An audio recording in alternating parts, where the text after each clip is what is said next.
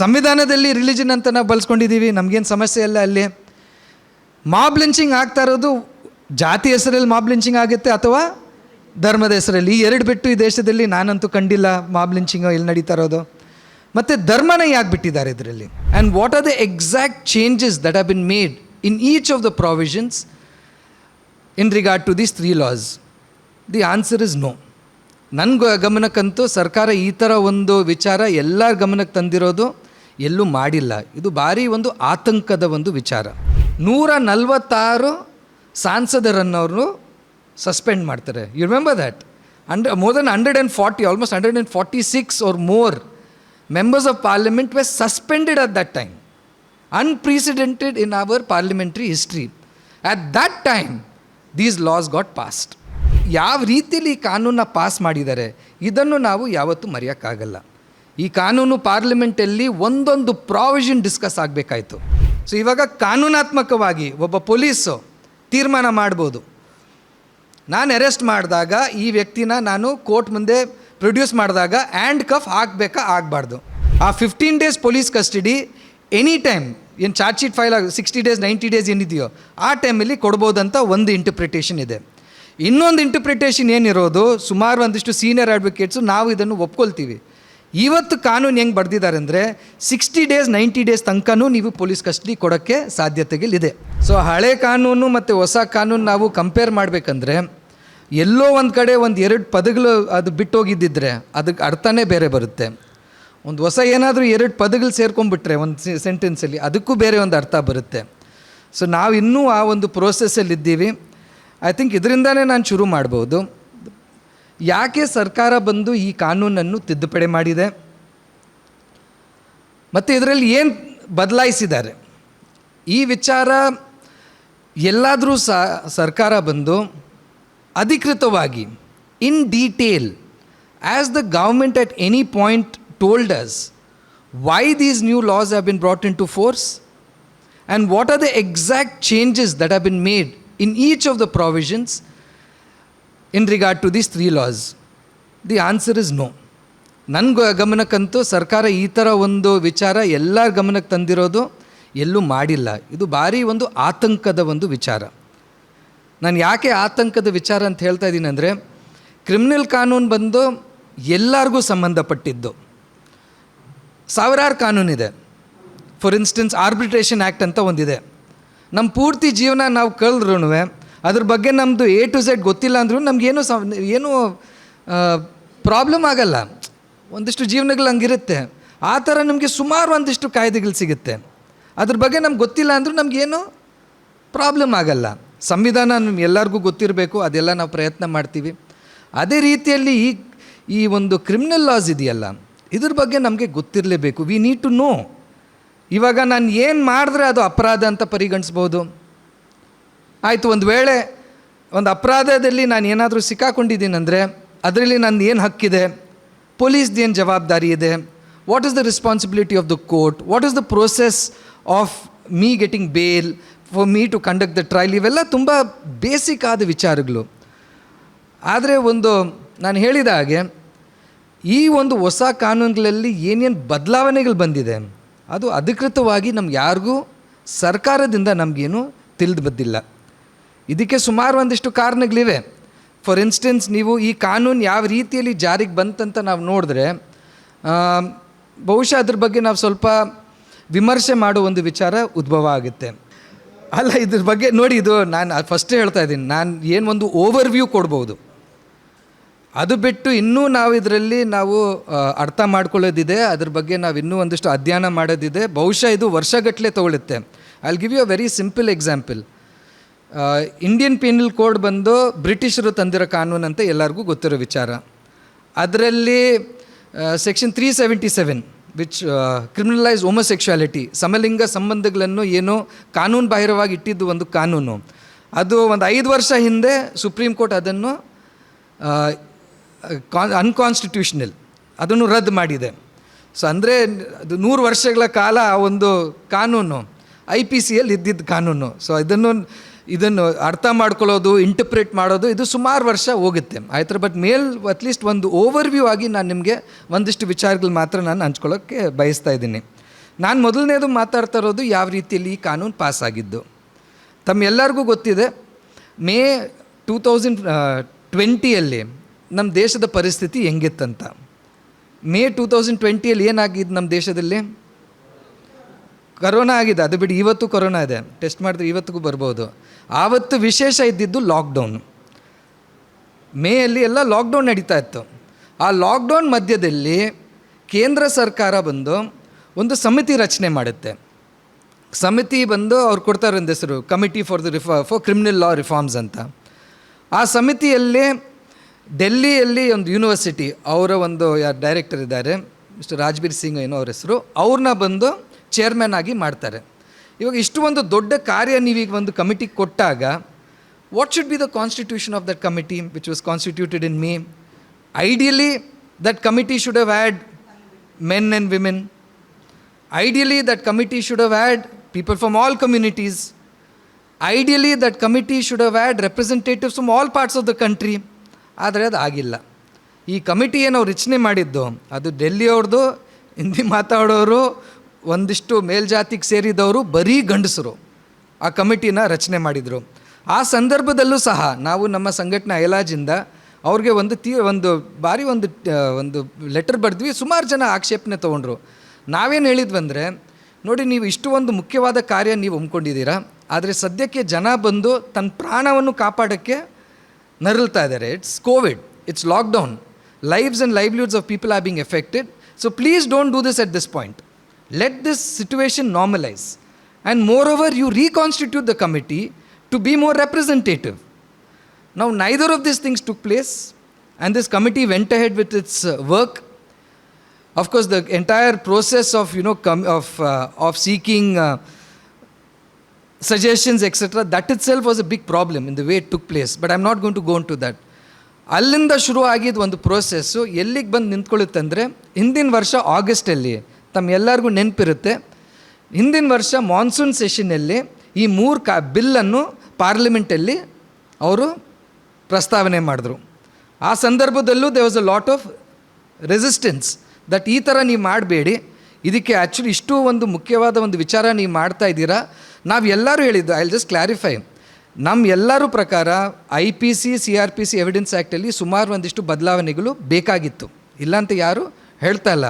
But ಯಾವ ರೀತಿಯಾದ ಬದಲಾವಣೆಗಳು ಬೇಕಾಗಿತ್ತು ನಮ್ಮ ಮನಸ್ಸಲ್ಲಿ, ಅಂದರೆ ಒಂದು ಮಾನವ ಹಕ್ಕುಗಳ ಒಂದು ಸಂದರ್ಭದಲ್ಲಿ, ಸಿವಿಲ್ ಲಿಬರ್ಟೀಸ್ ಒಂದು ದೃಷ್ಟಿಕೋನದಿಂದ, ಮತ್ತು ಒಂದು ಸ್ಟ್ರಾಂಗ್ ಸ್ಟೇಟ್, ಆ ದೃಷ್ಟಿಯಿಂದ ತುಂಬ ವ್ಯತ್ಯಾಸಗಳಿರುತ್ತೆ. ಸೊ ಆ ವ್ಯತ್ಯಾಸಗಳು ಆಬ್ವಿಯಸ್ಲಿ ಇದ್ರೂ ನಾವು ಹೇಳಿದ್ವಿ, we want changes in the law, but what changes should happen should be a participative process. ಅದಾಗಿಲ್ಲ ಆ ಟೈಮಲ್ಲಿ. ಸೊ ಈ ಕಾನೂನನ್ನ ಅವರು ಪಾರ್ಲಿಮೆಂಟಲ್ಲಿ ಅದನ್ನು ತಂದಾಗ, ಅದಾದ ಮತ್ತೆ ಅದನ್ನು ಒಂದು ಪಾರ್ಲಿಮೆಂಟ್ರಿ ಸ್ಟ್ಯಾಂಡಿಂಗ್ ಕಮಿಟಿಗೆ ಅಂತ ಕಳಿಸ್ತಾರೆ. ಪಾರ್ಲಿಮೆಂಟ್ರಿ ಸ್ಟ್ಯಾಂಡಿಂಗ್ ಕಮಿಟಿಯಲ್ಲಿ ಬೇರೆ ಪಾರ್ಟಿಯ ರೆಪ್ರೆಸೆಂಟೇಟಿವ್ಸ್ ಇದ್ದರು. ಅವರು ಅದರಲ್ಲಿ ಸುಮಾರು ಒಂದಿಷ್ಟು ಆಕ್ಷೇಪಣೆಗಳು ಆ ಡ್ರಾಫ್ಟ್ ಬಿಲ್ ಬಗ್ಗೆ ಅವರು ಮಂಡಿಸ್ತಾರೆ ಲಿಖಿತವಾಗಿ. ಅವ್ರು ಹೇಳ್ತಾರೆ, ನೋಡಿ, ಈ ಕಾನೂನುಗಳನ್ನು ತಾವೇನು ಬದಲಾಯಿಸೋಕ್ಕೆ ಪ್ರಯತ್ನ ಮಾಡ್ತಾಯಿದ್ದೀರಾ, ಇದು ಬೇಕಾಗಿಲ್ಲ. ಈಗೇನು ಡ್ರಾಫ್ಟ್ ಏನು ಆವಾಗ ಬಂದಿತ್ತು, ಆ ಡ್ರಾಫ್ಟ್ ಪ್ರಕಾರ 85 to 90% ಏನು ಮುಂಚೆ ಕಾನೂನಿತ್ತು, ಆ ಕಾನೂನನ್ನ ಹಂಗೆ ನೀವು ಇಟ್ಟಿದ್ದೀರಾ. ಒಂದಿಷ್ಟು ಬದಲಾವಣೆಗಳು ಮಾತ್ರ ನೀವು ತರೋಕ್ಕೆ ಬಯಸ್ತಾ ಇದ್ದೀರಾ, ಮತ್ತು ಒಂದಿಷ್ಟು ಹೊಸ ಸೆಕ್ಷನ್ಸ್ನ ಆ್ಯಡ್ ಮಾಡೋಕ್ಕೆ ನೀವು ಬಯಸ್ತಾ ಇದ್ದೀರಾ. ಹಂಗಿದ್ದಾಗ ಈ ಹೊಸ ಕಾನೂನು ಥರ ಅವಶ್ಯಕತೆ ಇಲ್ಲ. ಇರೋ ಕಾನೂನನ್ನೇ ನೀವು ಬದಲಾಯಿಸ್ಬೋದು. ಇರೋ ಕಾನೂನಲ್ಲೇ ಒಂದಿಷ್ಟು ತಿದ್ದುಪಡಿಗಳು ತಂದರೆ ಅದು ಸರಿಯಾಗತ್ತೆ ಅಂತ ಅವ್ರು ಎಲ್ಲರೂ ಬಂದು ಒಂದು ಆಕ್ಷೇಪಣೆಗಳು ಮಾಡ್ತಾರೆ. ಆ ಎಲ್ಲ ಆಕ್ಷೇಪಣೆಗಳು ಬದಿಗಿಟ್ಬಿಟ್ಟು ಆ ಕಮಿಟಿ ಬಂದು ತಮ್ಮ ವರದಿ ಕೊಡುತ್ತೆ. ಅದಾದ ಮತ್ತೆ ಡಿಸೆಂಬರ್ ಹಿಂದಿನ ವರ್ಷ ಪಾರ್ಲಿಮೆಂಟಲ್ಲಿ ಈ ಕಾನೂನನ್ನು ಅವರು ಮುಂದೆ ತೊಗೊಂಬರ್ತಾರೆ. ಭಾರಿ ಒಂದು ವಿಶೇಷವಾದ ಒಂದು ವಿಚಾರ ನಡೆಯುತ್ತೆ ಆ ಸಮಯದಲ್ಲಿ, ಎಂದಿಗೂ ಆಗದಿರೋ ಒಂದು ವಿಚಾರ ನಡೆಯುತ್ತೆ. 146 ಸಾಂಸದರನ್ನವರು ಸಸ್ಪೆಂಡ್ ಮಾಡ್ತಾರೆ. You remember that? More than 140, almost 146 or more members of parliament were suspended at that time. Unprecedented in our parliamentary history. At that time, these laws got passed. ಯಾವ ರೀತಿಯಲ್ಲಿ ಈ ಕಾನೂನನ್ನ ಪಾಸ್ ಮಾಡಿದ್ದಾರೆ ಇದನ್ನು ನಾವು ಯಾವತ್ತೂ ಮರೆಯೋಕ್ಕಾಗಲ್ಲ. ಈ ಕಾನೂನು ಪಾರ್ಲಿಮೆಂಟಲ್ಲಿ ಒಂದೊಂದು ಪ್ರಾವಿಷನ್ ಡಿಸ್ಕಸ್ ಆಗಬೇಕಾಯಿತು. ಬರೀ ಮೇಲ್ನೋಟಕ್ಕಲ್ಲ, ಪ್ರತಿ ಒಂದು ಬದಲಾವಣೆ ಏನು ಈ ಕಾನೂನಲ್ಲಿ ಬಂದಿದೆ, ಪಾರ್ಲಿಮೆಂಟಲ್ಲಿ ಡಿಸ್ಕಸ್ ಆಗಬೇಕಾಯಿತು. What is the job of parliament? Parliament ಕೆಲಸ ಏನು? ಕಾನೂನು ತರೋದು ಅವ್ರ ಕೆಲಸ. ಯಾವ ಥರ ಕಾನೂನು ತರ್ತಿದ್ದೀರಂದರೆ ಆ ಕಾನೂನನ್ನು ನೀವಲ್ಲಿ ಡಿಸ್ಕಸ್ ಮಾಡಬೇಕು. ಆದರೆ ಅಂಥ ಒಂದು ಅವಕಾಶ ಕೊಡದೆ ಈ ಕಾನೂನು ಪಾಸಾಗುತ್ತೆ. ಈ ಕಾನೂನು ಪಾಸಾದ ಮೇಲೆ ಡಿಸೆಂಬರ್ 25ನೇ ತಾರೀಕಿಗೆ ನಮ್ಮ ಪ್ರೆಸಿಡೆಂಟ್ ಅವರು ಅದಕ್ಕೆ ಅನುಮೋದನೆ ಕೊಡ್ತಾರೆ. ಅದಾದ ಮತ್ತೆ ಮಾರ್ಚಲ್ಲಿ ನೋಟಿಫಿಕೇಷನ್ ಬರುತ್ತೆ, ಈ ಕಾನೂನು ಬಂದು ಜುಲೈ 1 ಜಾರಿಗೆ ಬರುತ್ತಂತ. ಸೊ ಈ ರೀತಿಯಲ್ಲಿ ಈ ಕಾನೂನು ಬಂದು ಜುಲೈ 1 ಜಾರಿಗೆ ಬಂದಿದೆ. ಫಾರ್ ಇನ್ಸ್ಟೆನ್ಸ್ ಇವಾಗ ಇಂಡಿಯನ್ ಪೀನಲ್ ಕೋಡ್ IPC ಅಂದರೆ ನೋಡಿ, ನಮ್ಮ ಎಲ್ಲರಿಗೂ IPC ಸೆಕ್ಷನ್ಸ್ ಎಲ್ಲರಿಗೂ ಗೊತ್ತಿದೆ. 420 ಅಂದರೆ 307, 302, 379 ನೋಡಿ, ಈ ಥರ ನಮಗೆ ಗೊತ್ತಾಗ್ಬಿಟ್ಟಿದೆ. ಇದು ಎಲ್ಲರೂ ನೀವು ಇಲ್ಲಿ ಪೊಲೀಸ್ ಸ್ಟೇಷನ್ ಹೋಗ್ಬಿಟ್ಟಿದ್ದೆಲ್ಲ ಕೇಸ್ಗಳು ಹಾಕ್ಸ್ಕೊಂಡಿದ್ದೀರಾ, ಆ ಥರ ಅಲ್ಲ. ಬಟ್ ಇದು ಸಾಮಾನ್ಯವಾಗಿ ಎಲ್ಲರಿಗೂ ಗೊತ್ತಿದೆ. ಆ ಥರ ಬೆಳ್ಕೊಂಬಂದಿದೆ. ಇವಾಗ ಹೊಸ ಕಾನೂನಲ್ಲಿ ನನ್ನನ್ನು ಕೇಳಿ, ಥೆಫ್ಟಿಗೆ ಏನಿದೆ ಅಂತ ನಾನು ಹುಡುಕ್ಬೇಕಾಗುತ್ತೆ, ನಾನು ನೋಡಬೇಕು. ಥೆಫ್ಟು 379 ನಿಂತಿದ್ದು ಇವಾಗ ಏನು ಸೆಕ್ಷನ್ ಇದೆ. So we really don't know. Okay, so ಆ IPCಯಲ್ಲಿ 511 ಸೆಕ್ಷನ್ ಇದ್ದಿದ್ದು. ಈ IPC ಹೊಸ ಏನು ಇವಾಗ ತಂದಿದ್ದಾರೆ, ಅದು ಹೆಸರುಗಳು ಹಾಕಿದಾರಲ್ಲ, ಇದು ಪ್ರಾಣ ಹೋಗ್ತಿ ಬಿಡೆ ಮಾಡ್ತಾಯಿದ್ದೀನಿ. ಅವರು ಕೇಳಿಸ್ತಾ ಇದೆಯಾ? Is this fine? The new criminal loss ನಾನು ತೋರ್ಸಕ್ಕಂತ ತೊಗೊಂಬಂದೆ. ಸುಮಾರು kg ಇದು ಹೊತ್ಕೊಂಡ್ಬಂದಿದ್ದು ಬೆಂಗಳೂರಿಂದ. ಇದು ಹೊಸ ಕ್ರಿಮಿನಲ್ ಲಾಸು. ಇದರಲ್ಲಿ ಏನು IPC, CRPC ಮತ್ತು ಎವಿಡೆನ್ಸ್ ಆ್ಯಕ್ಟ್ ಇತ್ತು, ಆ ಮೂರನ್ನು ಬದಿಗಾಕಿ ಈ ಹೊಸ ಕಾನೂನನ್ನ ತಂದಿದ್ದಾರೆ. ಸೊ ಸದ್ಯಕ್ಕೆ ನನಗನ್ಸುತ್ತೆ ದೇಶದಲ್ಲಿ ಯಾರೂ ಸಹ ಈ ಹೊಸ ಕ್ರಿಮಿನಲ್ ಲಾಸಲ್ಲಿ ನಾವು ಎಕ್ಸ್ಪರ್ಟ್ ಆಗಿದ್ದೀವಂತ ಆ ಒಂದು ಶ್ರೇಯ ಯಾರಿಗೂ ಹೋಗೋಕ್ಕಾಗಲ್ಲ, ನನಗೂ ಹೋಗೋಕ್ಕಾಗಲ್ಲ. ಹೊಸದಾಗಿ ಅವರು 13 ಸೆಕ್ಷನ್ ತಂದಿದ್ದಾರೆ ಅಷ್ಟೇ. ಆದರೆ 13 ಸೆಕ್ಷನ್ ಎಂಥ ಸೆಕ್ಷನ್ ತಂದಿದ್ದಾರೆ ಅದು ನಾನು ನಿಮಗೆ ಶೇರ್ ಮಾಡ್ತೀನಿ. ಒಂದು 16 ಸೆಕ್ಷನ್ ಅವ್ರು ಡಿಲೀಟ್ ಮಾಡಿದ್ದಾರೆ. ಡಿಲೀಟ್ ಮಾಡೋದ್ರಲ್ಲಿ ಸುಮಾರು ಸೆಕ್ಷನ್ ಬಂದು ಸುಪ್ರೀಂ ಕೋರ್ಟ್ ಆದೇಶಗಳ ಪ್ರಕಾರ ಅದನ್ನು ಅವರು ಡಿಲೀಟ್ ಮಾಡ್ಕೊಂಡು ಹೋಗಿದ್ದಾರೆ. ಸೊ ಇದು IPC. ಆದರೆ IPCಯಲ್ಲಿ ಅವ್ರು ಒಂದು ಮಾಡಿದ್ದೇನೆಂದರೆ, ಪನಿಷ್ಮೆಂಟ್ ಏನಿದೆಯೋ, ಶಿಕ್ಷೆ ಏನಿದೆಯೋ, ಆ ಶಿಕ್ಷೆ ಬಂದು ಆಲ್ಮೋಸ್ಟು 40 ಸೆಕ್ಷನ್ಸಲ್ಲಿ ಅಪರಾಧಕ್ಕೆ ಜಾಸ್ತಿ ಮಾಡಿದ್ದಾರೆ. ಎಲ್ಲಿ 2 ವರ್ಷದ ಶಿಕ್ಷೆ ಇತ್ತು ಅದು 3 ವರ್ಷ ಮಾಡಿದ್ದಾರೆ. 5 ವರ್ಷ ಇದ್ದಿದ್ದು 7 ವರ್ಷ ಮಾಡಿದ್ದಾರೆ. 7 ವರ್ಷ ಇದ್ದಿದ್ದು 10 ವರ್ಷ ಮಾಡಿದ್ದಾರೆ. They increase the punishments in almost 40 offences. ಇನ್ನೊಂದು ಏನು ಮಾಡಿದ್ದಾರೆ ಅಂದರೆ, in another 40 offences minimum sentence ಕೊಟ್ಟಿದ್ದಾರೆ. ಅಂದರೆ ಕನಿಷ್ಠ ಇಷ್ಟು ನೀವು ಶಿಕ್ಷೆ ಕೊಡಲೇಬೇಕು, ಅದಕ್ಕಿಂತ ಕಡಿಮೆ ಕೊಡೋಕ್ಕಾಗಲ್ಲ. ಅದು ಹೊಸದಾಗಿ ಇದರಲ್ಲಿ ತಂದಿದ್ದಾರೆ. ಸೊ ಎಲ್ಲಾದರೂ ನೀವು ಒಂದಿಷ್ಟು ಭಾಷಣಗಳು ನೀವು ಕೇಳಿರ್ತೀರ, ಮಂತ್ರಿಗಳೆಲ್ಲ ಮಾತಾಡಿದ್ದಾರೆ, ಮಿನಿಸ್ಟರ್ಸ್ ಮಾತಾಡಿದ್ದಾರೆ, ಹೋಮ್ ಮಿನಿಸ್ಟರ್ ಮಾತಾಡಿದ್ದಾರೆ. ನೋಡಿ, ನಾವು ಈ ಹೊಸ ಕಾನೂನು ತರ್ತಾ ಇರೋದು ಇಂಡಿಯನ್ ಪೀನಲ್ ಕೋಡಿಂದ ದಂಡದಿಂದ ನ್ಯಾಯಕ್ಕೆ ಹೋಗ್ತಾ ಇದ್ದೀವಿ. ನ್ಯಾಯ ಅಂದರೆ ಇನ್ನೂ ಜಾಸ್ತಿ ಶಿಕ್ಷೆ, ಹೆಚ್ಚಾದ ಶಿಕ್ಷೆ, ಮೇಲ್ನೋಟಕ್ಕೆ ಏನು ಕಂಡು ಬರ್ತಾ ಇರೋದು. ಇದರಲ್ಲಿ ಇನ್ನೊಂದು ಪಾಯಿಂಟ್ ನಾನು ಹೇಳೋಕ್ಕೆ ಬಯಸ್ತಾ ಇರೋದು, ನಾನು ಒಂದೇ ಒಂದು ರಿಕ್ವೆಸ್ಟು, ಇದು ಕಾನೂನು ಬಗ್ಗೆ ಮಾತಾಡಿದಾಗ ಸುಮಾರು ಜನರಿಗೆ ನಿದ್ದೆ ಬಂದುಬಿಡುತ್ತೆ. ಸೊ ನನ್ನ ರಿಕ್ವೆಸ್ಟ್ ಇರೋದು, ನನಗೂ ಕಷ್ಟ ಇದ್ರ ಬಗ್ಗೆ ಮಾತಾಡೋಕ್ಕೆ, ಕೇಳ್ಕೊಳ್ಳೋಕೆ ನಿಮಗೂ ಸ್ವಲ್ಪ ಕಷ್ಟ ಬರ್ಬೋದು, ಬಟ್ ಸ್ವಲ್ಪ ನೀವು ಪ್ರಯತ್ನ ಮಾಡಿ, ಬಿಕಾಸ್ ಇದು ನಾವೆಲ್ಲರೂ ಅರ್ಥ ಮಾಡ್ಕೋಬೇಕು. ಸೊ ನಾನು ಈ ಒಂದು ಇಂಡಿಯನ್ ಪೀನಲ್ ಕೋಡಲ್ಲಿ ಈ ರೀತಿಯಾದ ಒಂದು ಶಿಕ್ಷೆಗಳನ್ನು ಅವರು ಜಾಸ್ತಿ ಮಾಡಿದ್ದಾರೆ. ಕನಿಷ್ಠ ಶಿಕ್ಷೆಯನ್ನು ಸುಮಾರು ಒಂದಿಷ್ಟು ಆಲ್ಮೋಸ್ಟ್ 40 ಒಫೆನ್ಸಸಲ್ಲಿ ಅವ್ರು ತಂದಿದ್ದಾರೆ. ರಿಪೀಲ್ ಮಾಡಿರೋ ಸೆಕ್ಷನ್ಸು ಯಾವುದು ನಾವು ಆಗಲೇಬೇಕಾಯ್ತು ನಾವು ಕೇಳ್ತಾ ಇದ್ವಿ. ಸೆಕ್ಷನ್ 377 ಯಾವ ಸಮಲಿಂಗ ಸಂಬಂಧಗಳನ್ನು ಯಾವ ಅಪರಾಧ ಮಾಡ್ತಿದ್ರು ಆ ಕಾನೂನು ಹೋಗಿದೆ. ಅಡಲ್ಟ್ರಿ ಸೆಕ್ಷನ್ 497 ಅದು ತೆಗೆದಾಕಿದ್ದಾರೆ. ಅಟೆಂಪ್ಟ್ ಟು ಸೂಸೈಡ್ ಏನು ಮುಂಚೆ ಇದ್ದಿದ್ದು ಸೆಕ್ಷನ್ 309 ಅದು ತೆಗೆದಾಕಿದ್ದಾರೆ. ಇನ್ನೊಂದು ಅವ್ರು ಹೇಳಿದ್ದೇನೆಂದರೆ, ಇದು ಭಾಷಣಗಳೆಲ್ಲ ಹೇಳಿದ್ದು, ಸೆಡಿಷನ್ ಲಾನ ಅವ್ರು ತೆಗೆದಾಕಿದ್ದಾರೆ ಅಂತ ಅವ್ರು ಹೇಳಿದ್ದಾರೆ. ಅವ್ರ ಮಾತನ್ನ ಒಪ್ಕೊಂಡು ನಿಮ್ಮ ಮುಂದೆ ನಾನು ಅದನ್ನು ಇಡ್ತಾ ಇದ್ದೀನಿ. ಸೆಕ್ಷನ್ 124A ಅವ್ರು ತೆಗೆದಾಕಿದ್ದಾರೆ ಅಂತ ಅವ್ರು ಹೇಳಿದ್ದಾರೆ. ಅದು ಬಿಟ್ಟು ಲರ್ಕಿಂಗ್, ಹೌಸ್ ಟ್ರೆಸ್ಪಾಸ್ ಒಂದಿಷ್ಟು ಒಫೆನ್ಸಸ್ನ ಅವರು ತೆಗೆದಾಕಿರೋ ಒಫೆನ್ಸಸ್ಸು. ಅದು ಬಿಟ್ಟು ಒಂದಿಷ್ಟು ಹೊಸ ಒಫೆನ್ಸಸ್ನ ಅವರು ತಂದಿಟ್ಟಿದ್ದಾರೆ. ಉದಾಹರಣೆಗೆ ಸೆಕ್ಷನ್ 113 ಟೆರರಿಸ್ಟ್ ಆ್ಯಕ್ಟ್, ಯಾವುದು UAPAಯಲ್ಲಿ ನಾವು ಕೇಳ್ಬಿಟ್ಟಿದ್ದೀವಲ್ಲ, UAPA ಆ್ಯಕ್ಟ್ ಥರಾನೇ ಒಂದು ಸೆಕ್ಷನ್ ಇವಾಗ ಸೆಕ್ಷನ್ 113ನ ಈ ಕಾನೂನಲ್ಲಿ ತಂದಿದ್ದಾರೆ. ಆರ್ಗನೈಸ್ಡ್ ಕ್ರೈಮ್, ಮಕೋಕಾ ಅಂತ ನಮ್ಗೆ ಗೊತ್ತಲ್ಲ, ಆರ್ಗನೈಸ್ಡ್ ಕ್ರೈಮ್ಸ್ ಆ್ಯಕ್ಟು ಮಹಾರಾಷ್ಟ್ರದಲ್ಲಿ ಇದ್ದಿದ್ದು, ಆ ಥರ ಒಂದು ಒಫೆನ್ಸಸ್ ಆರ್ಗನೈಸ್ಡ್ ಕ್ರೈಮು ಅದನ್ನು ಜನರಲ್ ಒಂದು ಒಫೆನ್ಸ್ ಆಗಿ ಅವ್ರು ತಂದು ಬಂದಿದ್ದಾರೆ. ಮತ್ತು ಲಿಂಚಿಂಗು, ಮಾಬ್ ಲಿಂಚಿಂಗ್ ಬಗ್ಗೆ ನಾವು ಎಷ್ಟು ಕೇಳ್ಪಟ್ಟಿದ್ದೀವಿ, ಅದ್ರ ಬಗ್ಗೆ ಒಂದು ಹೊಸ ಸೆಕ್ಷನ್ ತಂದಿದ್ದಾರೆ. ಆ ರೀತಿಯಲ್ಲಿ ಒಂದು 4-5 ಹೊಸ ಸೆಕ್ಷನ್ಸ್ ಅವರು ತಂದಿರೋದು. ಪನಿಷ್ಮೆಂಟ್ಗೆ ಇನ್ನೊಂದು ವಿಚಾರ ನಾನು ನಿಮ್ಗೆ ಹೇಳಬೇಕಂದ್ರೆ, ಒಂದು ಹೊಸ ವಿಚಾರ ತಂದಿದ್ದಾರೆ, ಕಮ್ಯುನಿಟಿ ಸರ್ವಿಸ್ಸು. ಕಮ್ಯುನಿಟಿ ಸರ್ವಿಸ್ ಅಂದರೆ ಒಂದಿಷ್ಟು ಅಪರಾಧಗಳಲ್ಲಿ ನಿಮಗೆ ನೀವು ಅದರಲ್ಲಿ ಕನ್ವಿಕ್ಟ್ ಆದರೆ ನಿಮಗೆ ಕಮ್ಯುನಿಟಿ ಸರ್ವಿಸ್ ಅಂತ ಏನಾದರೂ ಒಂದು ಶಿಕ್ಷೆ ಕೊಡ್ಬೋದು. ಆದರೆ ಕಮ್ಯುನಿಟಿ ಸರ್ವಿಸ್ನ ಅವ್ರು ಎಲ್ಲೋ ಅದನ್ನು ಡಿಫೈನ್ ಮಾಡಿಲ್ಲ, ಅದು ಒಂದು ಪ್ರಾಬ್ಲಮ್ ಇದೆ. ಬಟ್ ಈ ಒಂದು ಬದಲಾವಣೆ ತಂದಿದ್ದಾರೆ. ಸೊ ಇದು IPCಗೆ ಸಂಬಂಧಪಟ್ಟಿದ್ದು. ನೆಕ್ಸ್ಟ್ ಇರೋದು ನಮ್ಮ CRPCಗೆ ಅವರು ಭಾರತೀಯ ನಾಗರಿಕ್ ಸುರಕ್ಷಾ ಸಂಹಿತಾ ಅಂತ ತಂದಿದ್ದಾರೆ. CRPCಯಲ್ಲಿ 484 ಸೆಕ್ಷನ್ ಇದ್ದಿದ್ದು. ಹೊಸ ಕಾನೂನು ಬಂದಿರೋದು ಇದರಲ್ಲಿ 533 ಸೆಕ್ಷನ್ ತಂದಿದ್ದಾರೆ. ಅದರಲ್ಲೂ ಒಂದಿಷ್ಟು ಸಬ್ಸೆಕ್ಷನ್ಸ್ ಇದ್ದಿದ್ದನ್ನ ಸೆಕ್ಷನ್ಸ್ ಆಗಿನೂ ಅವರು ಇದರಲ್ಲಿ ಮಾಡಿದ್ದಾರೆ. ಬಟ್ ಇದರಲ್ಲಿ ಒಂದು ವಿಚಾರ ನೀವು ಸ್ವಲ್ಪ ಮನಸ್ಸಲ್ಲಿ ಇಟ್ಕೊಳ್ಳಿ. ಪದೇ ಪದೇ ನಮ್ಗೆ ಹೇಳಿದ ಮಾತು ಏನಂದರೆ, ಇವೆಲ್ಲ ಬಂದು ಬ್ರಿಟಿಷರು ತಂದಿರೋ ಕಾನೂನು, ಕಲೋನಿಯಲಿಸಮು, ಡಿಕಾಲೋನೈಸೇಷನ್ ಅಂತ ಅವ್ರು ಮಾತಾಡ್ತಾ ಇದ್ದಾರೆ. ಇನ್ನು ವಸಾಹತುಶಾಹಿ ಅಲ್ಲ, ಈ ಎಲ್ಲ ವಸಾಹತುಶಾಹಿಯ ಒಂದು ಕಾನೂನುಗಳನ್ನು ಇದು ನಾವು ತೆಗೆದಾಕಬೇಕು. ನಮ್ಮ ದೇಶದ ಸಂಸ್ಕೃತಿ, ನಮ್ಮ ಪ್ರಜಾತಂತ್ರದ ಸಂಸ್ಕೃತಿ, ಆ ಅಡಿಯಲ್ಲಿ ನಾವು ಹೊಸ ಕಾನೂನು ತರಬೇಕಂತ ಹೇಳಿದ್ದು. CRPC ಯಾವಾಗ ಪಾಸಾಗಿದ್ದು? 1973.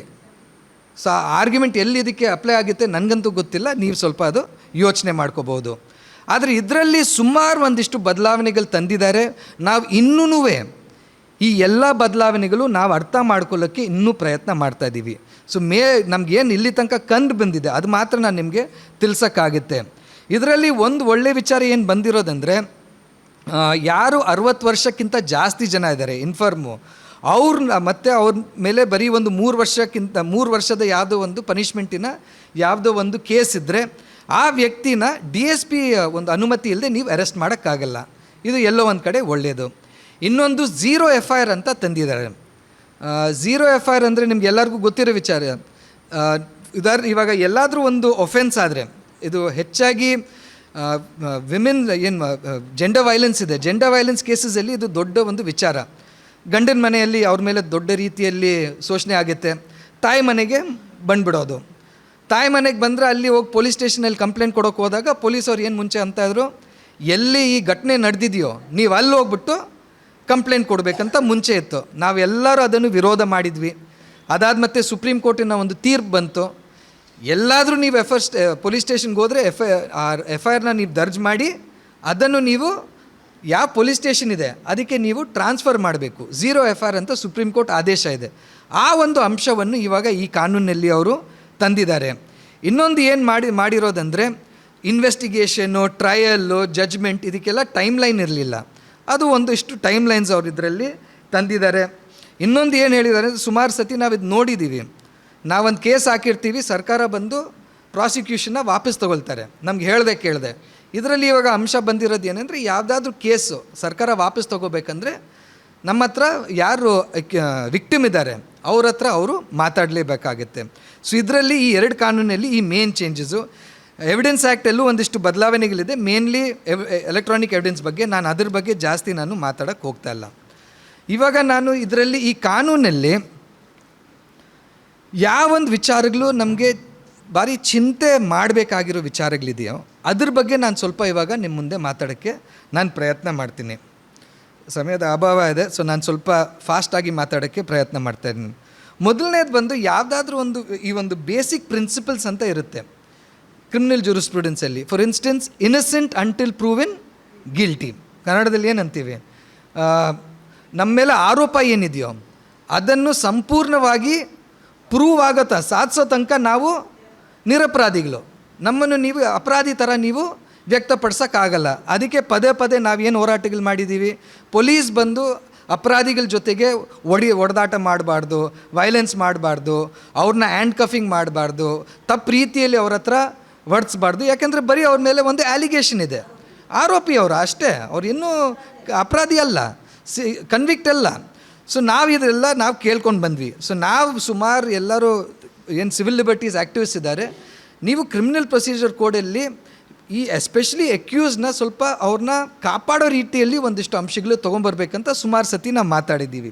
ಸೊ ಇವಾಗ ಕಾನೂನಾತ್ಮಕವಾಗಿ ಒಬ್ಬ ಪೊಲೀಸು ತೀರ್ಮಾನ ಮಾಡ್ಬೋದು, ನಾನು ಅರೆಸ್ಟ್ ಮಾಡಿದಾಗ ಈ ವ್ಯಕ್ತಿನ ನಾನು ಕೋರ್ಟ್ ಮುಂದೆ ಪ್ರೊಡ್ಯೂಸ್ ಮಾಡಿದಾಗ ಹ್ಯಾಂಡ್ ಕಫ್ ಹಾಕಬೇಕಾ ಆಗಬಾರ್ದು. ನೋಡಿ, ಇಲ್ಲಿರೋ ಒಂದಿಷ್ಟು ವಕೀಲರು ನೀವು ಇಲ್ಲಿ ಕೂತಿದ್ದೀರಾ, ನನಗೆ ಗೊತ್ತಿದೆ, ಒಂದಿಷ್ಟು ಹಕ್ಕುಗಳ ಹೋರಾಟಗಾರರು ನೀವಿದ್ದೀರಾ. ಸುಪ್ರೀಂ ಕೋರ್ಟಿನ ನಿಮಗೆ ಅಟ್ಲೀಸ್ಟ್ 12 ಜಡ್ಜ್ಮೆಂಟ್ ಸಿಗುತ್ತೆ. ಹ್ಯಾಂಡ್ ಕಫಿಂಗ್ ಯಾವ ರೀತಿಯಲ್ಲಿ ನೀವು ಮಾಡಬಾರ್ದಂತ ಬರೆದಿರೋ ಜಡ್ಜ್ಮೆಂಟ್ಸು, ಯಾವ ರೀತಿಯಲ್ಲಿ ಒಬ್ಬ ವ್ಯಕ್ತಿಯ ಘನತೆನ ಅದು ಇಳಿಸುತ್ತೆ ಅಂತ ಒಂದಿಷ್ಟು ಜಡ್ಜ್ಮೆಂಟ್ಸ್ ಆಲ್ರೆಡಿ ಸುಪ್ರೀಂ ಕೋರ್ಟ್ ಬರೆದಿದೆ. ಹ್ಯಾಂಡ್ ಕಫಿಂಗ್ಗೆ ನೀವು ಮಾಡಿದ್ರೆ ಒಂದು ಸತಿ ಮ್ಯಾಜಿಸ್ಟ್ರೇಟ್ ಹತ್ರ ನೀವು ಕಂಪ್ಲೇಂಟ್ ಮಾಡ್ಬೋದು, ಅನಾವಶ್ಯಕವಾಗಿ ನಂಗೆ ಮಾಡಿದಾರಂತ. ಇವಾಗ ಕಾನೂನಾತ್ಮಕವಾಗಿ ಆ ಒಂದು ಅಧಿಕಾರ ಒಬ್ಬ ಪೊಲೀಸ್ ಆಫೀಸರ್ಗೆ ಕೊಟ್ಟಿದ್ದಾರೆ. ನಾನು ಇಲ್ಲಿ ಕೂತ್ಕೊಂಡು ನಾನು ಹೇಳೋ ಏನು ಅವಶ್ಯಕತೆ ಇಲ್ಲ. ಪೊಲೀಸ್ ಆಫೀಸರ್ಸು ಎಷ್ಟು ಒಂದು ಅನ್ಬಯಸ್ಡ್ ಆಗಿ ಯಾರ ಮೇಲೆ ಒಂದು ಫೇವ್ರಿಟಿಸಮ್ ತೋರಿಸದೆ ಕೆಲಸ ಮಾಡ್ತಾರಂತ. ಪೊಲೀಸ್ ಅವ್ರಿಗೆ ಇವಾಗ ಈ ರೀತಿಯಾದ ಒಂದು ಪವರ್ ಕೊಟ್ಟು, ಮತ್ತು ಒಬ್ಬ ಆರೋಪಿ ಪೊಲೀಸ್ ಅವ್ರು ಇವಾಗ ಡಿಸೈಡ್ ಮಾಡ್ತಾರೆ ಅವ್ರನ್ನ. ಮತ್ತು ಇನ್ನೊಂದು ಇದರಲ್ಲಿ ನೋಡಿ, ಆ ಸೆಕ್ಷನ್ಸ್ ಇದೆಯಲ್ಲ ಅರ್ಥನೇ ಆಗೋಕ್ಕಾಗಲ್ಲ.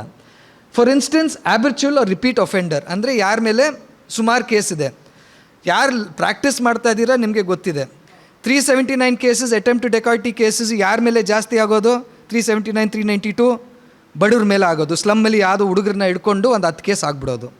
ಒಂದು ಕೇಸಲ್ಲಿ ಏನಾದರೂ ಒಂದು ಹುಡುಗಿರ ಕೇಸ್ ಏನಾದರೂ ಸಿಕ್ಕಾಕೊಂಡ್ಬಿಟ್ರೆ ಅವನ ಮೇಲೆ ಇನ್ನೂ 5 ಕೇಸ್ ಆಗಿಬಿಡೋದು. ಸೊ ಆತ ಬಂದು ಏನಾಗ್ತಾನೆ? Habitual and repeat offender. ಎರಡನೇದು ಎಸ್ಕೇಪ್ ಫ್ರಮ್ ಕಸ್ಟಡಿ. ಯಾರು ತೀರ್ಮಾನ ಮಾಡ್ತಾರೆ? ಆ ವ್ಯಕ್ತಿ ಪೊಲೀಸ್ ಹೇಳ್ತಾರೆ, ಇಲ್ಲಪ್ಪ ಇವ್ನು ಕಸ್ಟಡಿಯಿಂದ ಎಸ್ಕೇಪ್ ಆದ, ಅದಕ್ಕೆ ನಾನು ಹ್ಯಾಂಡ್ ಕಫ್ ಹಾಕಿರೋದು. ಯಾರು ನೋಡೋರು? ಯಾರು ತೀರ್ಮಾನ ಮಾಡೋರು? ಎಲ್ಲ ಪೊಲೀಸ್ ತೀರ್ಮಾನ ಮಾಡೋದು. ಇವಾಗ ಪೊಲೀಸ್ ಹ್ಯಾಂಡ್ ಕಫಿಂಗ್ಗೆ ಅವ್ರ ಮನ್ಸು ಬಂದಾಗ ಅವ್ರು ಮಾಡ್ಕೊಂಡು ಹೋಗ್ಬೋದು. ಏನಂದರೆ ನೋಡಿ, ಬಡವರು, ಮಹಿಳೆಯರು, ದಲಿತರು, ಆದಿವಾಸಿಗಳು, ಇನ್ಕ್ಲೂಡಿಂಗ್ ರಿಲಿಜಿಯಸ್ ಮೈನಾರಿಟೀಸ್, ಮುಸ್ಲಿಮ್ಸು, ಅವ್ರ ಮೇಲೆ ಏನಾದರೂ ಒಂದು ಅಪರಾಧ ಆದರೆ ಪೊಲೀಸ್ ಸ್ಟೇಷನ್ಗೆ ಹೋಗ್ಬಿಟ್ಟು FIR ದರ್ಜ್ ಮಾಡಿ ಅಂತ ಕೇಳಿದ್ರೆ ಪೊಲೀಸವರು ಮಾಡೋಕ್ಕೆ ಹಿಂಜರಿತಾರೆ. ನಾಳೆ ಬಾ ಅಂತ ಹೇಳ್ತಾರೆ, ರೈಟರ್ ಇಲ್ಲ ಅಂತ ಹೇಳ್ತಾರೆ, ಇನ್ಸ್ಪೆಕ್ಟರ್ ಹತ್ರ ಮಾತಾಡಬೇಕು, ಸರ್ಕಲ್ ಹತ್ರ ಮಾತಾಡ್ಬೇಕಂತ ಹೇಳ್ತಾರೆ. ಸುಮಾರು ಈ ಥರ ಅವರು ಮಾಡ್ಕೊಂಡು ಹೋದರು. ಸೊ ಎಲ್ಲ ಇಲ್ಲ, ಇದು ಆಗಲೇಬೇಕು, ನೀವು FIR ದರ್ಜ್ ಮಾಡಲೇಬೇಕು, ಅದಾದ ಮತ್ತೆ ತನಿಖೆ ಮಾಡಿ, ಅರೆಸ್ಟ್ ಮಾಡಲೇಬೇಕಂತ ಯಾರು ಒತ್ತಾಯ ಮಾಡ್ತಿಲ್ಲ. FIR ಮಾಡಿ, ತನಿಖೆ ಮಾಡಿ, ಅದಾದ ಮತ್ತೆ ನೀವು ಡಿಸೈಡ್ ಮಾಡ್ಕೊಂಡು ಹೋಗಿ ಅಂತ ಎಲ್ಲರೂ ಮಾತಾಡಿದ್ದು. ಇವಾಗ ಇವರು ಕಾನೂನಲ್ಲಿ ಏನು ತಂದಿದ್ದಾರೆ ಅಂದರೆ, ವಿದೌಟ್ ಪ್ರೆಜುಡಿಸ್ ಅಂದರೆ ಸೆಕ್ಷನ್ 1ನಲ್ಲಿ ಹೇಳಿದ್ದು ನೀವು ಕಡ್ಡಾಯವಾಗಿ FIR ಮಾಡಬೇಕು. ಇವಾಗ ಇದು ಅದಕ್ಕೆ ಒಂದು exception. Without prejudice to the provisions contained in section 175 on receipt of an information relating to the commission of a cognizable offence which is made punishable for 3 years or more but less than 7 years, the officer in charge of the police station may, with the prior permission of an officer not below the DSP, consider the nature of gravity, proceed to conduct a preliminary inquiry to ascertain whether there exists a prima facie case, proceed with investigation only when there is a prima facie case. ಸಂಕ್ಷಿಪ್ತವಾಗಿ ಇದು ಏನಾಗಿದೆ ಅಂದರೆ, ಯಾವ ಒಂದು ಅಪರಾಧದಲ್ಲಿ 3 ವರ್ಷದಿಂದ 7 ವರ್ಷ ಶಿಕ್ಷೆ ಆಗ್ಬೋದು, ಅಂಥ ಒಂದು ಅಪರಾಧ ನೀವು ಏನಾದರೂ FIR ದರ್ಜ್ ಮಾಡೋಕ್ಕೆ ಹೋದರೆ ಇನ್ಸ್ಪೆಕ್ಟರ್, ಯಾರು ಪೊಲೀಸ್ ಆಫೀಸರ್ ಇದ್ದಾರಲ್ಲ, ಅವ್ರು ಏನು ಮಾಡ್ಬೋದು? ಅವ್ರು ಬಂದು DSP ಹತ್ರ ಮಾತಾಡಿಬಿಟ್ಟು, DSPಗಿಂತ ಕಡಿಮೆ, ನಾಟ್ ಲೆಸ್ ದೆನ್ DSP ಮತ್ತು DSPಗಿಂತ ಅಧಿಕಾರಿ ಹತ್ರ ಮಾತಾಡಿಬಿಟ್ಟು, ನೋಡಿ ಈ ಥರ ಕೇಸ್ ಬಂದಿದೆ, ಅವ್ರ ಹತ್ರ ಅನುಮತಿ ತೊಗೊಂಡು FIR ದರ್ಜ್ ಮಾಡಲ್ಲ, ಪ್ರೈಮಾ ಫೇಸೆ ಅವರು ಏನು ಕೇಸ್ ಇದೆ ಅಂತ ಅವ್ರು ಎಂಕ್ವೈರಿ ಮಾಡ್ತಾರೆ. ಅದಾದ ಮತ್ತೆ 14 ದಿವಸದಲ್ಲಿ ಮತ್ತೆ ಇಲ್ಲ ಇದರಲ್ಲಿ ಏನೋ ಸತ್ಯ ಇದೆ ಅಂತ ಅವ್ರಿಗೆ ಅನಿಸಿದ್ರೆ ಆವಾಗ ಮಾತ್ರ ಅವರು FIR ಬರೀತಾರೆ. ನಾವು ಹೇಳೋದು ಇದು ಯಾಕೆ ಹಿಂಗಾಗ್ತಿದೆ? ನೀವು FIR ಮಾಡಿದ ಮೇಲೂ ನೀವು ಅದೇ ಎಂಕ್ವೈರಿ ಮಾಡಬೇಕು. ನೀವು FIRಗಿಂತ ಮುಂಚೆ ಎಂಕ್ವೈರಿ ಮಾಡ್ತೀರಾ, ಅದಾದ ಮತ್ತೆ ಏನಾಗುತ್ತೆ? ಇಲ್ಲಾಂದರೆ ನೀವು FIR ದರ್ಜ್ ಮಾಡಲ್ಲ. ಅದು ಯಾವ ಕಾನೂನು ಅದು? ಇವಾಗ ಏನಾಗ್ತಿತ್ತು, FIR ಆಗುತ್ತೆ, ಅದರಲ್ಲಿ ಏನಾದರೂ ಅಸತ್ಯ ಇದ್ದರೆ ರಿಪೋರ್ಟ್ ಆಗುತ್ತೆ, ಅದಾದ ಮತ್ತೆ ಯಾರು ವಿಕ್ಟಿಮ್ ಇದೆ ನೀವು ಬೇಕಾಗಿದ್ರೆ ಅದು ಚಾಲೆಂಜ್ ಮಾಡ್ಕೊಂಡು ಹೋಗಿ, ದಟ್ ಕರೆಕ್ಟಾಗಿರೋದು. ಇವಾಗ ಪೊಲೀಸ್ಗೆ ಡಿಸ್ಕ್ರಿಷನ್ನು ತಿರ್ಗಾ. ಇವಾಗ ನನಗಂತೂ ಅನ್ಸೋದು ಏನಂದರೆ, ಬೇರೆ ಯಾರಿಗಿದ್ರಲ್ಲೆಲ್ಲ ಸಮಸ್ಯೆ ಆಗಲ್ಲ. ಇವತ್ತಿಗೆ ಯಾರು ಆಲ್ರೆಡಿ ಶೋಷಿತ ಸಮುದಾಯಗಳಿದ್ದಾರೆ ಅವ್ರಿಗಿದು ತುಂಬ ದೊಡ್ಡ ರೀತಿಯಲ್ಲಿ ಸಮಸ್ಯೆ ಆಗುತ್ತೆ. ಪೊಲೀಸಲ್ಲೂ ಸುಮಾರು ಒಂದಿಷ್ಟು ಪೂರ್ವಗ್ರಹಗಳಿದೆ. ಎಸ್ಪೆಷಲಿ ಇದು ಕಾಸ್ಟ್ ಅಟ್ರಾಸಿಟಿ ಕೇಸಸ್ಸು ಮತ್ತು ಮಹಿಳೆಯರ ಮೇಲೆ ದೌರ್ಜನ್ಯ ಕೇಸಸ್ಸು. ಅವ್ರ ಮನಸ್ಸಲ್ಲಿರೋದು ಏನಂದರೆ ಇವೆಲ್ಲ ಏನು ಸುಳ್ಳು ಕೇಸು ಇದಿರೋದು ಅವ್ರ ಮನಸ್ಸಲ್ಲಿ ಹೋಗಿದ ಕೂಡಲೇ ಅವ್ರು ಫಸ್ಟ್ ಅದೇ ಹೇಳ್ತಾರೆ. ಅಂಥ ಒಂದು ಸಂದರ್ಭದಲ್ಲಿ ಏನಾಗಬೇಕು? ಇದು ಹೊಸ ಅಂಶ, ಇದು ಮುಂಚೆ ಕಾನೂನಲ್ಲಿ ಇಲ್ಲದಿರೋ ಒಂದು ಅಂಶನ ಇವತ್ತು ಅವರು ತರಕ್ಕೆ ಪ್ರಯತ್ನ ಮಾಡಿದ್ದಾರೆ.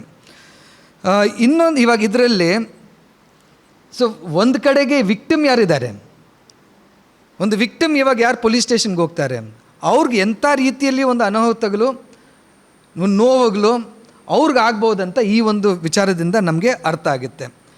So this is about victims access to justice. ಅದ್ರ ಬಗ್ಗೆ ಈ ಒಂದು ಕಾನೂನಲ್ಲಿ ಆ ಮಟ್ಟಕ್ಕೆ ಯೋಚನೆ ಮಾಡದಿರೋ ಒಂದೇ ಒಂದು ಉಲ್ಲೇಖ.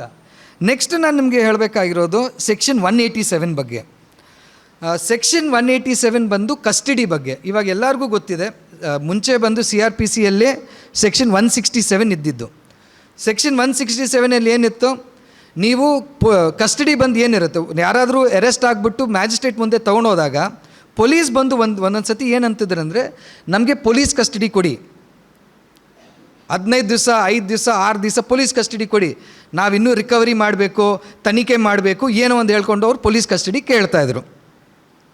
ಅವ್ರು ಬರೀ 15 ಡೇಸ್ಗೆ ಫಸ್ಟ್ 15 ಡೇಸಲ್ಲಿ ಮಾತ್ರ ಅವ್ರಿಗೆ ಪೊಲೀಸ್ ಕಸ್ಟಡಿ ಬರ್ತಿತ್ತು. ಅದರಲ್ಲೂ ಸಹ ಸುಪ್ರೀಂ ಕೋರ್ಟ್ ಪದೇ ಪದೇ ಜಡ್ಜ್ಮೆಂಟ್ಸ್ ಕೊಟ್ಟಿದ್ದಾರೆ, ಯಾರಾದರೂ ಪೊಲೀಸು ಕಸ್ಟಡಿ ಕೇಳಿದ್ರೆ ಅವ್ರು ಕೇಳಿದಷ್ಟು ದಿನ ಕೊಡೋ ಅವಶ್ಯಕತೆ ಇಲ್ಲ. ತುಂಬ ಕ್ಲಿಯರಾಗಿ ನೋಡಬೇಕು ಯಾಕೆ ಅವ್ರಿಗೆ ಪೊಲೀಸ್ ಕಸ್ಟಡಿ ಬೇಕಂತ ನೋಡಬೇಕು. ಅದಲ್ಲದೆ ನೀವು ಪೊಲೀಸ್ ಕಸ್ಟಡಿ ಕೊಟ್ಟರು ಅವ್ರನ್ನ ಅವರ ಸೇಫ್ಟಿ ನೋಡ್ಕೊಳ್ಳೋ ರೀತಿ ಜವಾಬ್ದಾರಿನೂ ಆ ಪೊಲೀಸ್ಗೆ ಕೊಡಬೇಕಂತ ಸುಪ್ರೀಂ ಕೋರ್ಟ್ ತೀರ್ಪುಗಳಿದೆ. ಅದು ಯಾಕೆ ಬಂತು? ಯಾಕೆಂದರೆ ಪೊಲೀಸ್ ಕಸ್ಟಡಿಯಲ್ಲಿ ಒಂದು ಅಪರಾಧಿನ ನೀವು ಒಂದು ಅಕ್ಯೂಸ್ನ ನೀವು ಕೊಟ್ಟರೆ ಏನಾಗುತ್ತೆ, ಅವ್ರಿಗೆ ಏನಾಗುತ್ತೆ? ಇದು ಸತ್ಯನೇ. ಈ ದೇಶದಲ್ಲಿ ನಾವು ಮುಜುಗರ ಇರಬಾರ್ದು ಇದು ಹೇಳೋಕ್ಕೆ. Police custodial violence is a reality in our country. They can do. ಇವಾಗ ಇನ್ನೊಂದು ಮಾಡ್ಬೋದು, ಪೊಲೀಸ್ ಕಸ್ಟಡಿಗೆ ನೋಡಿ, ನಾವೆಲ್ಲ ಯಾರು ಟ್ರಯಲ್ ಕೋರ್ಟಲ್ಲಿ ಪ್ರಾಕ್ಟೀಸ್ ಮಾಡ್ತೀವಿ ಇದು ಗೊತ್ತಿದೆ. ಕಸ್ಟಡಿ ಅಂದರೆ ಕುಟುಂಬದವ್ರನ್ನ ಕರೀತಾರೆ, ಆಯ್ತಮ್ಮ ನೀನು ಸ್ವಲ್ಪ ಮನೆ ಊಟ ಕೊಡಿ ಅಂತಲೂ ಹೇಳ್ಬೋದು, ಅದ್ರ ಜೊತೆಗೆ ಒಂದಿಷ್ಟು ನೀವು ನಮಗೂ ಕೊಡಿ ಅಂತಲೂ ಕೇಳ್ಬೋದು. ಸುಮಾರು ನಡೆಯುತ್ತೆ ಪೊಲೀಸ್ ಕಸ್ಟಡಿ ಟೈಮಲ್ಲಿ, ಸುಮಾರು ಒಂದಿಷ್ಟು ವಿಚಾರ ನಡೆಯುತ್ತೆ ಆಯ್ತಾ. ಸೊ ಅದಕ್ಕೆ ಸುಪ್ರೀಂ ಕೋರ್ಟ್ ಹೇಳಿದ್ದು ಇದು ತುಂಬ ಸ್ಟ್ರಿಕ್ಟಾಗಿ ಮಾಡಬೇಕು, ಕಡಿಮೆ ದಿವಸ ಕೊಡಬೇಕು, ಜಾಸ್ತಿ ಎಲ್ಲ ಮಾಡೋಕ್ಕೆ ಹೋಗಬೇಡಿ. ಇವಾಗ ಇವರು 187 ಏನು ತಿದ್ದುಪಡಿ ತಂದಿದ್ದಾರೆ ಸಬ್ಸೆಕ್ಷನ್ 3ಯಲ್ಲಿ, ಇದರಲ್ಲಿ ಯಾವುದೇ ರೀತಿಯಾದ ಕ್ಲಾರಿಟಿ ಇಲ್ಲ. ನೀವು ಸಬ್ಸೆಕ್ಷನ್ 3 ಓದಿದ್ರೆ, ಸಬ್ಸೆಕ್ಷನ್ 3 ಬಂದು magistrate to authorise detention, just go down, 90 days 60 days ಸೋನ್ಸು. ಇವಾಗ ಇದರಲ್ಲಿ ಏನಾಗಿದೆ ಅಂದರೆ, ಫಸ್ಟು 15 ಡೇಸು ಏನು ಕ್ಲಾರಿಟಿ ಇತ್ತಲ್ಲ ಆ ಕಾನೂನಲ್ಲಿ, ಆ ಕ್ಲಾರಿಟಿ ಈ ಕಾನೂನಲ್ಲಿ ಇಲ್ಲ. ಆ 15 days police custody any time ಏನು charge sheet file 60 days 90 days ಏನಿದೆಯೋ ಆ ಟೈಮಲ್ಲಿ ಕೊಡ್ಬೋದಂತ ಒಂದು ಇಂಟರ್ಪ್ರಿಟೇಷನ್ ಇದೆ. ಇನ್ನೊಂದು ಇಂಟರ್ಪ್ರಿಟೇಷನ್ ಏನಿರೋದು, ಸುಮಾರು ಒಂದಿಷ್ಟು ಸೀನಿಯರ್ ಅಡ್ವೊಕೇಟ್ಸು ನಾವು ಇದನ್ನು ಒಪ್ಕೊಳ್ತೀವಿ. ಇವತ್ತು ಕಾನೂನು ಹೆಂಗೆ ಬರೆದಿದ್ದಾರೆ ಅಂದರೆ, 60 days 90 days ತನಕನೂ ನೀವು ಪೊಲೀಸ್ ಕಸ್ಟಡಿ ಕೊಡೋಕ್ಕೆ ಸಾಧ್ಯತೆಗಳಿದೆ. When a group of 5 or more persons acting in concert ಅಂದರೆ ಜೊತೆಯಾಗಿ commits murder on the ground of, ಇವಾಗ ಇದು ನೀವು ಸ್ವಲ್ಪ ಜ್ಞಾನ ಇಡಿ, race, caste, community, sex, place of birth, language, personal belief or any other familiar ground, each member of such group shall be punished with death or imprisonment for life and shall be liable to fine. ಇದು mob ಲಿಂಚಿಂಗ್ನ attack ಮಾಡೋಕ್ಕೆ no problem. ಗ್ರೌಂಡ್ಸಲ್ಲಿ ಏನಾದರೂ ನಿಮಗೆ ಅದರಲ್ಲಿ ಸ್ವಲ್ಪ ವಿಚಿತ್ರ ಕಾಣ್ತಾ ಇದೆಯಾ? ರಿಲಿಜನ್ ಎಲ್ಲೋಯ್ತು? Personal belief. ಇವಾಗ ರಿಲಿಜನ್ ಅಂತ ಒಂದು ಪದ ಇದೆ ಸಂವಿಧಾನದಲ್ಲಿ, ರಿಲಿಜನ್ ಅಂತ ನಾವು ಬಳಸ್ಕೊಂಡಿದ್ದೀವಿ, ನಮಗೇನು ಸಮಸ್ಯೆ ಇಲ್ಲ. ಅಲ್ಲಿ ಮಾಬ್ ಲಿಂಚಿಂಗ್ ಆಗ್ತಾ ಇರೋದು ಜಾತಿ ಹೆಸರಲ್ಲಿ ಮಾಬ್ ಲಿಂಚಿಂಗ್ ಆಗುತ್ತೆ ಅಥವಾ ಧರ್ಮದ ಹೆಸರಲ್ಲಿ. ಈ ಎರಡು ಬಿಟ್ಟು ಈ ದೇಶದಲ್ಲಿ ನಾನಂತೂ ಕಂಡಿಲ್ಲ ಮಾಬ್ ಲಿಂಚಿಂಗ್ ಇಲ್ಲಿ ನಡೀತಾ ಇರೋದು. ಮತ್ತು ಧರ್ಮನ ಯಾಕೆ ಬಿಟ್ಟಿದ್ದಾರೆ ಇದರಲ್ಲಿ?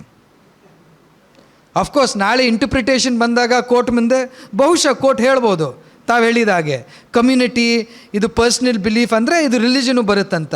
ಬಟ್ ಪಾಯಿಂಟ್ ಅದಲ್ಲ.